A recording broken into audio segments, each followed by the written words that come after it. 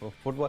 अच्छा, इस world cup को लेकर काफ़ी लोगों ने काफ़ी वो जताई थी कि कहाँ कतार में वर्ल्ड कप हो रहा है, और इवन मैं इंक्लूडेड, मैंने भी एक ट्वीट किया था कि क्यों वहाँ हो रहा है, मतलब यूरोप में कराओ या लैटिन अमेरिका में कराओ।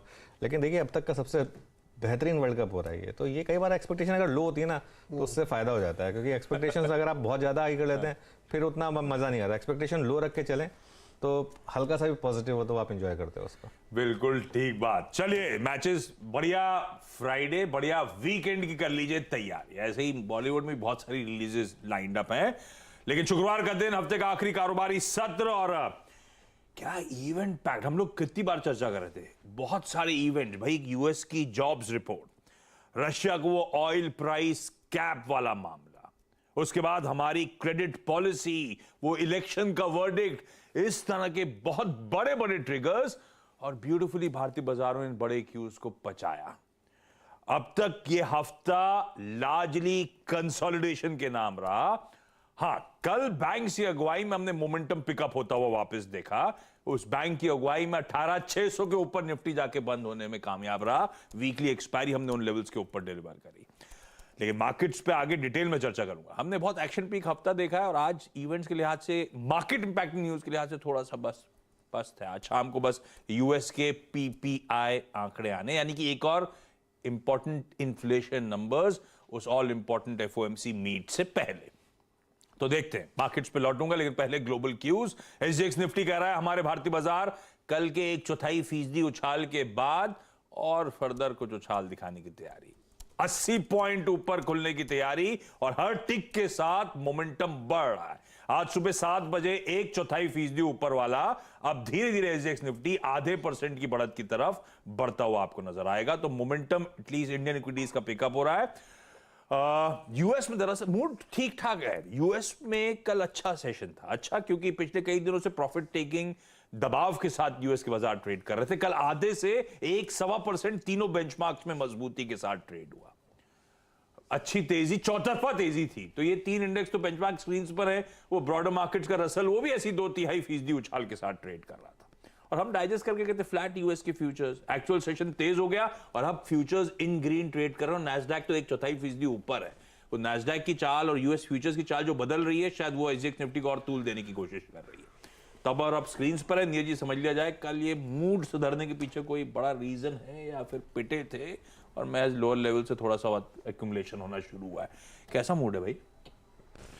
अभी हम लोग फुटबॉल की चर्चा करें तो एक बात निकल गई कि उम्मीद कम रखनी चाहिए। हाँ। तो 4-5 दिन मार्केट करेक्ट हुआ यूएस का, तो लोगों ने होप थोड़ी नीचे कर ली है। हाँ।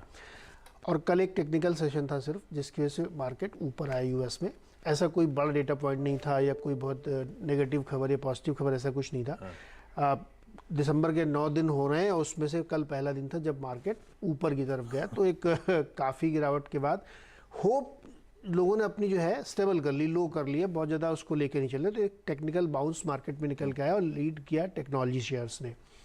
तो नैस्डैक ऊपर गया तो उसकी वजह से सारे गए, क्योंकि डाउ में थोड़ा कंपोनेंट ऑयल वाले जो थे वो गिर के आए, क्योंकि क्रूड नीचे आया तो एनर्जी शेयर्स में नीचे आए। बावजूद उसके कि मार्केट ने स्टेबल किया, अपने आप को ऊपर लिया, क्योंकि बहुत सारी चीज़ें वो डाइजेस्ट करके चल रहे हैं। जैसे कि फेड कुछ भी कर सकता है, चीन में ओपन अप हो रहा है तो उसकी बड़ी पॉजिटिविटी है। तो एक स्टेबल मार्केट का एक संकेत था वहाँ पे, जिसका वो आज जो आप WPI की नंबर बात कर रहे हैं कि फैक्ट्री प्राइस वाला आएगा, उसको भी लो होप के साथ मार्केट लेके चल रहा है। तो कल के सेशन में बहुत between the line data points read करने लायक नहीं है, लेकिन एक निचले स्तर से एक मार्केट में एक तेज़ी बनी और वो सस्टेन कर गई। 11 में से 9 सेक्टर में तेज़ी थी, तो ब्रॉडर तेज़ी थी, ऐसा नहीं था खाली एक आध जगहों पे, हर सेक्टर में एक बढ़िया तेज़ी बनी। उसमें क्रूड एक रोल प्ले कर रहा था, ऐसा नहीं खाली भारत के लिए रोल प्ले कर रहा है, वो यूएस के लिए भी रोल प्ले कर रहा है या यूरोप के लिए भी, क्योंकि अगर प्राइसेस नीचे लगातार बनी हुई है और प्राइस कैप के आसपास पहुंच रही हैं तो नेचुरली उनके लिए अपने आप फ़ायदेमंद हो जाता है। तो वो एक ब्रॉडर पिक्चर प्ले हो रही थी। लेकिन ट्रेडर्स बहुत सचेत हैं, क्योंकि अगला हफ्ता दोनों लिहाज से है। एक तो आप आज शाम को आप वो नंबर देखेंगे WPI वाला, फिर अगले हफ्ते CPI का नंबर है, फिर अगले हफ्ते फेड की बैठक हो जाएगी। तो ये बहुत सारे फैक्टर्स हैं, तो इसलिए एक ब्रीदर वाला सेशन कल हुआ और आज भी मुझे लगता है यूएस में वैसा ही सेशन होगा। बहुत बड़ी तेज़ी या कोई बहुत गिरावट ऐसा कुछ नहीं होने वाला। चाइना की तरफ से अच्छी खबर है कि उन्होंने एकदम खोल दिया है और अब वो बिलीव कर रहे हैं कि हार्ड इम्यूनिटी ही सबसे बढ़िया इलाज है। तो सब खुला हुआ है, लोग आ रहे हैं, जा रहे हैं, घूम रहे हैं और केसेस भी बढ़ रहे हैं, लेकिन सब एसिम्प्टोमेटिक केसेस हैं, इसलिए कोई चिंता की बहुत बड़ी बात नहीं है। पीवी सेल्स लेकिन वहाँ पे गिरी, ये थोड़ी सी एक डेटा पॉइंट के हिसाब से आप देख सकते हैं, कार सेल्स गिर गई है वहाँ पे। तो हो सकता है एक आध पॉकेट में थोड़ा सा आपको इम्पैक्ट दिखे, लेकिन नेट मुझे लगता है कि ग्लोबल क्यूज से आज भारत शायद उतना प्रभावित नहीं होगा जितना अपने यहाँ क्रूड के गिरने का असर होगा।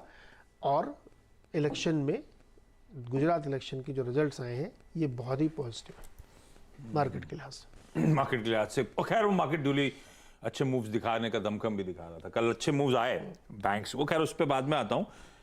अच्छा है, फ्राइडे के दिन हरियाली दिख रही है चारों तरफ, सेट है ना। बिल्कुल। और एक जो बॉटम लाइन निकल के आ रही है इन सब चीज़ों की